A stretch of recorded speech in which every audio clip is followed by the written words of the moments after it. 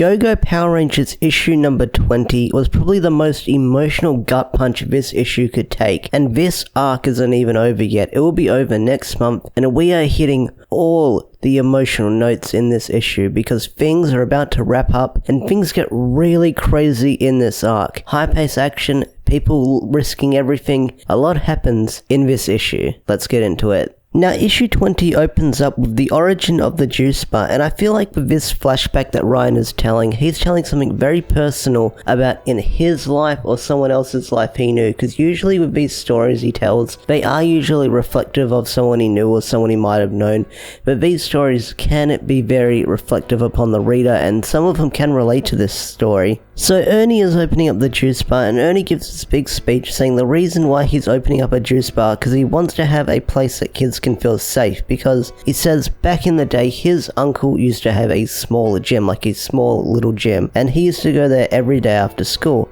and there was this other kid there, and it's interesting that other kid is highlighted in bold. I get the feeling we may see this kid again eventually in future arcs, or maybe he will be brought up again eventually, because I feel like Ryan is planting the seeds for this character. So there was this character called Scott, who would be at the gym as well every day after school when Ernie was there, and he'd be this quiet kid, and he'd be very quiet until Ernie's uncle locked up at the end of the night. And then we find out that Scott was there because he was having trouble at home, and it's the only place he felt safe. And eventually Ernie's uncle couldn't manage the gym anymore and he had to close it down. And after he closed down the gym, Ernie says he never saw Scott again. So it's implying that something bad happened to Scott. He either went to jail or he unfortunately passed away. But it's a very sad story, and I'm sure that a lot of people, if I'm hitting close to home with talking about this, some people can probably relate to this story as well. Someone they knew or someone they used to know, this story probably hits them close to home as well. But this little flashback also has the origin meeting of Jason and Zach, where Jason asks Zach if he can hold the punching bag for him and he can have a turn next. So this is sort of the little introduction to their friendship. We only get 2 panels of it, but it's cool to see how these characters actually met. So back in the present day, we pick up where we last left off, where Goldar came bursting through the youth center's walls, I believe it was, yes, the walls, and everyone is scattering and running around. And this is a really cool drawn panel, especially the lighting, because you just see everyone just scattering. You see Bulk, you see that popular girl that Matt was flirting with, you see Matt, you see Skull in the back, and you also see Squat and Babu just swiping around. And this is a really cool panel where you see how vicious Goldar actually is in this issue, where he actually takes hostages. So as this is going on, Bulk says he's going to try and be a hero and make a run for it to try and get some help, but this doesn't really work out because Goldar catches him, and Bulk replies with he's going to the bathroom. Well, now whether or not Bulk was actually going to the bathroom or not, it's cool to see him actually be a hero, because Bulk does become a hero at the end of Power Rangers in Space, but it's cool to see him do little hero moments like this in the comic, where he wants to protect people and keep them safe. But maybe he actually was running for the bathroom, who knows. But if he was trying to be a hero, that is really cool that he actually had these really cool Bulk moments where he's not always caring about himself and Skull. He actually wants to be a hero in situations and try and protect people. And on that same page where Bulk gets grabbed, the bottom 2 panels where you see Kimberly and Trini ducking down and they're trying to figure out a plan because they can't really save Bulk and they can't really morph or they're going to give away their identities. This is a really cool panel because the lighting on this scene looks really nice with the coloring. I mean, you see an angry expression on their face. Special thanks to Eleanor. She always fucking nails it with the art ever since she became the new artist of Go-Go. She fucking nails it and knocks it out of the park. And the colorist and the lighting in this issue also is fucking on point as well. I just love the coloring and the lighting on this thing, because the lighting and the shading just works so well with what they're going for in this situation. It just makes it look so cool. But enough about the artwork for now, because I am going to praise it in the next few panels, because we get some really cool stuff in this issue. You probably read it, you know what I'm talking about, but we get some really great stuff in this issue, and I'm going to talk about it later. So while this is going on, Rita is watching from Bandora's Palace or the Moon Palace. I just think of Bandora's Palace because when you watch the Sentai or a few shots of Power Rangers, you see that logo. So while she's watching on her little telescope, her mother is playing with her, telling her to stop because her minions love her and she loves them too. And Rita sort of denies this, saying, no, that's not true. And Rita's response is, did my father ever love you? And Rita's mother, Faina, she says, yes, I believe that Lord Vile loved me, because if he didn't love me, we wouldn't have you. And she has this interesting line where she goes, your father wasn't always like what he is now. He used to be kind, forgiving, even gentle. I wonder if that's true, because she says that, saying your father used to be kind, forgiving, and gentle. So is there a backstory of Master Vile we may get or we may not get? Because that's interesting to learn that Master Vile maybe used to be good, and that's sort of true about all these Power Ranger villains when they get the big Zordon wave at the end of Power Rangers in space. Were these villains like Master Vile good many years ago before they turned evil? So does that mean there was a gentle side of Master Vile before he was corrupted by evil? Who knows? Maybe that's what Ryan's sort of hinting at here. But as this is going on, Rita sort of mocks him, saying Master Vile was gentle. That's funny. And Faina also says evil is like a sickness, and I'm guessing what I'm going on is right, because evil is sort of like a sickness in the Power Rangers universe, where it does transform some villains into horrible forms that you see in later seasons, sort of like Mesogog, where that's sort of like a Doctor and Jack Mr. Hyde situation. But evil in Power Rangers does transform bad guys into the worst of them and bring out the worst of them personally. So Faina is sort of onto stuff. And Faina keeps playing, saying, I know your father maybe lost me forever, but I can change you. You can be redeemed. And we don't really end on, and that's where we sort of ended on that, with Faina playing to Rita, saying, you can be redeemed. And I get the feeling that, well, we are going to wrap up the Faina stuff in the Forever Ranger stuff, but Faina is an interesting character, and I kind of wish we could spend more time with her. We have spent a fair bit of time with her, but with her restricted and only seeing her just observing Rita these past few issues, I kind of wish we could have spent more time with her, maybe see her on Earth and stuff like that. But I hope that when we wrap up her story, it's going to be a satisfying ending, because I really like this character and I kind of wish we could see more of her, but I get the feeling we're not going to see more of her after this. And then on the next few pages, behold the viewing globe, because Zack, Billy, and Alpha One are watching, and they morph and they're ready to go save these people at the juice bar. And Alpha One's like, I'm coming too, and Zordon's like, no, let's not do that. Let's not escalate the situation further. The Power Rangers can handle this alone. They're very capable of handling this alone. Until we find out what Rita's plan is, Alpha One should remain back here. And Zack's like, nope, sorry Zordon, not this time. Alpha One's coming with us. Fuck yeah. He doesn't say it like that, but you know what I mean. But Zack does defy Zordon's orders, saying, hey, we need Alpha One, because we know all those people in the juice bar, and we can't stand by and argue while these people get killed. So it's either let us stand here and argue, or just teleport us so we can go save these people. Your call. And Zordon sort of gives in, and he budges at Zack's sort of demand, where Zack sort of defied Zordon. He's like, fine, teleport the free, take Alpha One with you, because, you know, with Alpha One out there, this is going to be fucking good. This is going to turn out great.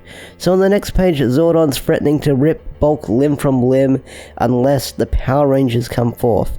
And Kimberly's like, screw this, I'm not letting anything happen to Bulk, let's morph. And Zack then after that, Jason jumps in. He goes, put him down or I'll take that sword away from you and beat it with you, which, cool line. And as this is going on, this is a nice thing that Eleanor, the artist for Go-Go, drew, because you see Trini beside on the right of Jason, and she's giving this, like, not this fuck eyes to Jason, she's got this like dreamy face on it, like, yeah, dreamy face on her face, and she's like just smirking or smiling, and it's like, that's my boyfriend right now. That's my boyfriend right now, handling things. He's saving the day. That's my boyfriend. So this next panel where Goldar is holding Bulk by the neck, and he's got a sword pointing at him, is a really cool panel, especially how menacing Goldar is drawn, where he's like got spit flying out, and Zordon and Goldar's like, just surrender now and come to the Moon Palace with me, and we'll let all these people go. And Jason's about to comply with these orders, where he's about to say, yeah, I'll fine, if you're going to say all these people are going to be safe, I'll come along with you. And then at the last moment, before Jason actually goes along with Goldar, everyone retaliates against Goldar, and people start throwing their ice cream bowls, their juice cups at him, and cake. They throw cake at the motherfucker. And this is just a really cool panel where everyone stands up to defend their place. So you've got that, I believe on this panel it's Skull, you got Ernie, you've got that rich, cute looking girl, not cute looking girl, that rich bitch that Matt was flirting with earlier on a few issues ago, many issues ago, because I think it was when the color swap arc stuff happened. But anyway, Vero's throwing stuff at Goldar, and this gives Trini and Kimberly the best time to run away and morph. And as this happens, Billy and Zach enter the place, and they enter the fight as well. And then on the bottom panel, everyone's here, all the Rangers are here, and Alpha 1 is taking out the putties and escorting everyone to safely. And this next page is really fucking cool, because you see Kimberly doing a shit ton of gymnastics. She's jumping all over the place, and she just wipes the fucking floor with Squat and Babu, and she makes them teleport. She makes them leave that place, saying, yeah, do you want to leave now? This is our place, I'm going to wipe the floor with you guys. And they just leave out of there so fast. It's really cool. It's just, they are shit scared of her because they get the crap kicked out of them. It's just, this is just one cool page. This is like one cool page of action where Kimberly kicks the crap out of those two. And after those two teleport away, Matt runs up to Kimberly and says, good job, you know how to swing a hell of a bow. And after that panel, it's just like an awkward silence between the two while all this fighting is going on. So imagine if this was like in motion or moving, it would be these two characters just standing, staring at each other awkwardly, like no dialogue between them, and all this action going on. And then Matt just replies with, well, I'll just get everyone to safety and make sure no bad guys Matt goes, I'll make sure everyone gets clear, you probably got more bad guys to beat down on, so good luck. And Kimberly replies, thanks, as he runs off. So the Matt and Kimberly stuff is not wrapped up yet. I get the feeling Ryan is going to wrap up whatever he has to wrap up between those characters in the Forever Ranger stuff, because Matt's storyline is not over yet. And if Matt's going to be in issue 21 and beyond, I get the feeling that, well, if Matt is in issue 21 and beyond, it's going to be very interesting to have Matt with Tommy being around. That's going to be really interesting seeing Matt in the era of Tommy and how he's going to react when Tommy's a new kid, because issue 21 is going to be post Green with Evil stuff, so that's going to be really interesting. The battle is then taken out into the car parking lot where Jason and Goldar are clashing swords. Jason looks like he's got the upper hand. Goldar looks like he's got the upper hand. Goldar goes in for another strike, and then Goldar gets Goku Resurrection F blasted through the chest where he falls down, and it's Alpha 1 saying he's been waiting for the right moment to strike, and he wants to kill Goldar. He wants to send a message to Rita and Zordon saying, hey, if I kill this guy now, it will end the war. I'm sending a message to these guys. And Zach's like, yo, you don't have to do this. And Alpha's like, hey, you said it yourself, you want to change the cycle of rules that Zordon has laid down for you guys. This is the most logical thing to do. And everyone's in shock about what Alpha 1 is about to do, because he is going to kill Goldar if he does this. And Goldar's like, I ain't scared of you, my Empress will come to my aid, I ain't fucking scared of you. And Zack is still trying to reason with Alpha 1 saying, you don't have to do this, buddy, just listen to me. And Alpha 1 just knocks him away saying, how disappointing. And as Alpha 1's about to execute Goldar, the Rangers blast him with their power, or no, Trini blast him going, well, I never liked you anyway. And everyone charges in to save Goldar, and Alpha 1 just puts up a force field around the Rangers, trapping him in there, saying, and Alpha 1's response is, you are fortunate I have non-lethal settings, I could permanently end this. And he goes, but my quarrels are not with the Power Rangers, it's with Zordon, because he's all pissed about him being left out alone for so many years, thinking that Zordon abandoned him and set him out to die. Alpha 1's been crazy, ever since Alpha 1 first appeared in issue 17 or 18, I believe it is. Alpha 1 has been off the fritz and he's a bit crazy. He's been wanting to get revenge on Zordon for all these years, and now he's going to do it by killing the Rangers and getting brand new Rangers to do the stuff. And as this is going on, Alpha 1's making this big speech about saying, hey, I'm going to get new teenagers with attitude, or not teenagers, I'm going to get new people to take your role and end this war. Zack pokes the Force field and he goes like, ouch, and Trinity's response is, yeah, don't touch, which made me laugh. In the serious moment, they've got a little bit of a comedic moment, which, one for one, you gotta have a comedic moment and a serious moment and stuff like this, so good old Zack for bringing the jokes. So Alpha 1 goes on this big villainous speech, and I'm not going to repeat the whole thing. I've gone over side notes over the past few recordings where he says, I'm going to find people more suitable than children to do your job. I'm ending this war. Why did you leave me out there, Zordon? And Zordon tries playing with him, but like I said, he goes on this big villainous speech. It's a really long speech. For a robot, he's got a lot of words. He talks a lot.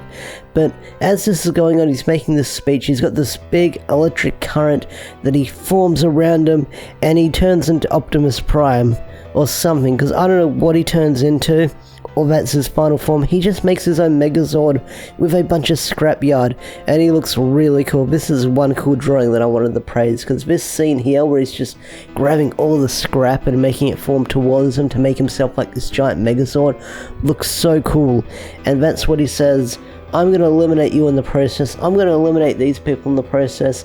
I'm ending this right now. I don't care what it takes. So Alpha 1, the big main bad guy of this arc, and he's been a very interesting villain in this arc, because we all knew when we first met him, well, some of us probably didn't know, if Alpha 1 would be the true antagonist of this arc. But then once you learned what he was talking about, and then Ryan sort of confirmed it on Range Danger podcast that Alpha 1 is sort of the main bad guy of this arc, I wondered where this could go, but I did not expect Alpha 1 to turn into a big ass fucking robot, because this looks so cool. As I say this every other time when we get a brand new mecha in Go-Go or any kind of Power Ranger series, Hasbro, whoever's in charge of the toys now, make this a toy. I will buy this. I will buy this Alpha 1 Optimus Prime looking thing. This, I will throw money at this. This looks so cool. Like, please make this a toy.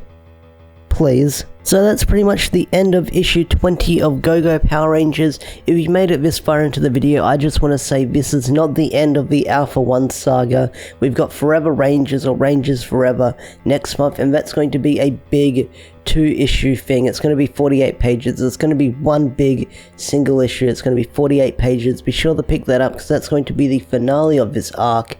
So be sure to pick that up. I'll be reviewing that when it comes out, so just keeping you guys up to date, because some people were confused when Shattered Grid ended and they couldn't keep up with the finale. I'm just saying the finale of this arc is going to be in Forever Rangers, and after that, in July, we get issue 21. So I'm just keeping you guys up to date with everything going on with the comics. So issue 20 of Go-Go Power Rangers was quite the doozy. It had a lot of action, a lot of emotional moments, a lot of gut punches. What did you guys think of the issue? Tell me in the comment section down below. I'd love to hear your thoughts. But anyway guys, like I always say at the end of the video, if you enjoyed this video, hit that thumbs up button, subscribe to the channel if you're new, and I'll see you around in the next video. I've been recording for nearly 20 minutes. It's going to be a doozy of a review. Hopefully you're stuck around for it all. Anyway, peace out, take care of yourself, see you guys in the next video. Bye.